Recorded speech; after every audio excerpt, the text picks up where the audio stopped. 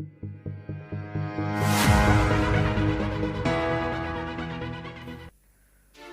1598 जब एक पुर्तगाली से मॉरिशस द्वीप पर पहुंची तो जहाज के नाविकों ने खोज की एक नई पक्षी प्रजाति की। इन पक्षियों के प्राकृतिक आवास में कोई शिकारी जीव न मौजूद होने के कारण ये पक्षी जमीनी पक्षी के रूप में विकसित हुए और ये बहुत ही निडर पक्षी थे।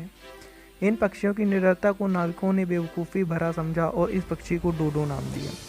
डोडो के अपीयरेंस के बारे में जो कुछ पता चलता है उसके प्राप्त अवशेषों व उपस्थित नाविकों की पत्रिकाओं तथा 17वीं शताब्दी में की गई पेंटिंग्स एवं चित्रों से पता चलता है, क्योंकि तब तक कैमरा का आविष्कार नहीं हुआ था। डोडो मध्यम बड़े आकार के पक्षी थे। ये लगभग 1 मीटर ऊंचे तथा इनका वजन लगभग 10 से 18 किलो तक होता था।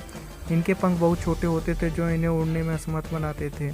इनकी एक बड़ी चोंच जो आगे से नीचे की ओर मुड़ी घुमावदार होती थी जो इन्हें अद्वितीय बनाती थी, तथा इनके पैर छोटे व एक छोटी घुमावदार पूंछ होती थी। ये अपने घोंसले ज़मीन पर ही बनाते थे। ये टम्बल को पेड़ के गिरे हुए पके फलों को खाते थे, जिसे डोडो ट्री भी कहते हैं।